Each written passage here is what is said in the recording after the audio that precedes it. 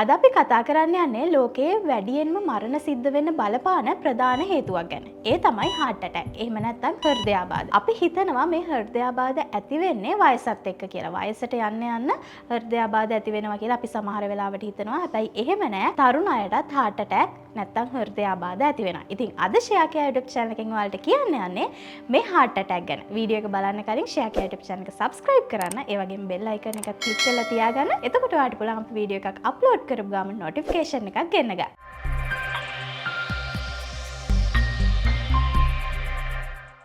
අපි මුලින්ම බලමු heart attack කියන්නේ මොකක්ද කියලා. අපේ හෘදයට රුධිරය සපයන නාලවල අවහිරතා ඇති වුනහම අපේ හෘදයේ පේශි වලට අවශ්‍ය වෙන පෝෂණය ඒ වගේම ඔක්සිජන් ලැබෙන්නේ නැති වෙලා යනවා. එහෙම වුණාම අපේ හෘදයේ පැත්තක් ටිකෙන් ටික මිය යන්න ගන්න එක තමයි හෘදයාබාධයක් විදියට අපි හඳුන්වන්නේ. මෙතනදී වැදගත්ම දේ තමයි කාලය. ඔයා හොස්පිටල් එකට යන්න පරක්කු වෙන තප්පරයක් පාසා ඔයාගේ හදවතට එහෙම නැත්නම් heart එකට සිද්ධ වෙන හානිය වැඩි.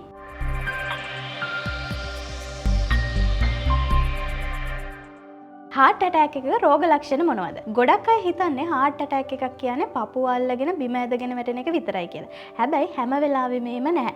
කෙනාගෙන් කෙනාට මේ රෝගයේදී රෝග ලක්ෂණ වෙනස් වෙනවා. අපි දැන් එකින් එක බලමු මේ heart attack තත්වයකදී අපිට දකින්න ලැබෙන රෝග ලක්ෂණ මොනවද කියලා. එක රෝග ලක්ෂණයක් තමයි ඔයාගේ පපුව මැද කවුරු හරි තද කරනවා වගේ හැඟීමක් දැනෙනවා. ඊළඟට වම් අතට, බෙල්ලට, හකුවලට, පිටුපසට වේදනාව ටිකෙන් ටික පැතිරිලා යනවා. ඒ වගේම පපුවේ වේදනාවක් නැතුවත් ඔයාට හුස්ම ගන්න අපහසු වෙනවා නම් ඒකත් heart attack එකක රෝග ලක්ෂණයක් වෙන්න පුළුවන්. ඊළඟ රෝග ලක්ෂණය තමයි අධික ලෙස දහඩිය දැමීම. ඒ වගේම ඔයාට නිතරම කලාන්ත හැදෙනවා නම් වමන යන්න වගේ දැනෙනවා නම් ඒකත් heart attack එකක රෝග ලක්ෂණයක්. මේ වමනය සහ ක්ලාන්ත ගතිය කියන රෝග ලක්ෂණ වැඩිපුරම තියෙන්නේ කාන්තාවන්ට සහ දියවැඩියාව තියෙන රෝගීන්ට.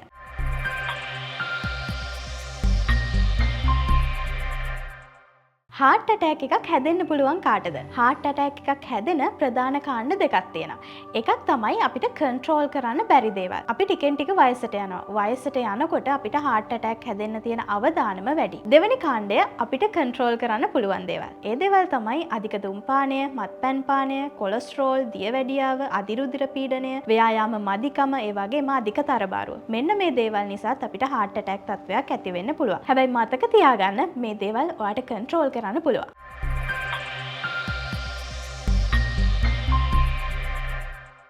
heart attack ගැන සමාජයේ තියෙන වැරදි මත. පළවෙනි එක තමයි heart attack කියන්නේ වයසක අයට විතරක් හැදෙන රෝගයක් කියලා ගොඩක් අය හිතනවා. සමහරටවත් එහෙම හිතනවා ඇති. හැබැයි එහෙම නෑ. අවුරුදු 20 30 වගේ වයස් කාණ්ඩවල පසු වෙන අයටත් heart attack තත්ත්වයන් ඇති වෙනවා. ඒ නිසා ඔයා කිසිම වෙලාවක වයස නිසා මේ වගේ තත්ත්වයන් නොසලකා හරින්න එපා. ඊළඟ මතය තමයි පපුව රිදෙන්නේ නැත්නම් ඒක හෘදයාබාධයක් නෙමෙයි කියලා ගොඩක් අය හිතනවා. හැබැයි ඒක එහෙම නෑ. විශේෂයෙන්ම දියවැඩියාව වගේ රෝගී තත්ත්වයන් තියෙන අයට හෘදයාබාධ ඇති වෙන්නේ කිසිම වේදනාවක් නැතුව.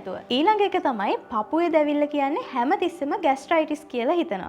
ඒක එහෙම නැහැ. පපුවේ දැවිල්ල කියන්නේ හැමතිස්සෙම ગેස්ට්‍රයිටිස් නෙමෙයි. ඒක heart attack එකක රෝග ලක්ෂණයක් වෙන්න පුළුවන්. ඒ නිසා කලබල වෙලා ગેස්ට්‍රයිටිස් කියලා බෙහෙත් බොන්න කලින් අනිවාර්යෙන්ම වෛද්‍ය උපදෙස් ලබා ගන්න.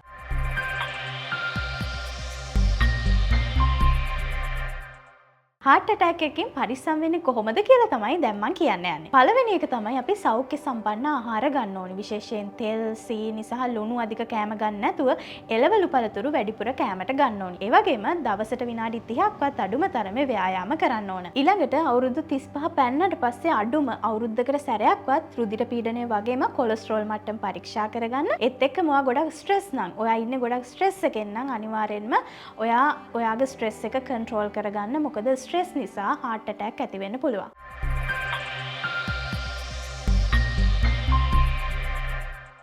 ඔයාට heart attack එකක් එන්න කලින් ඔයාගේ ශරීරය ඔයාට එක වෝනින් දෙනවා. මේ එක වෝනින් එකක්වත් නොසලකා හරින්න එපා.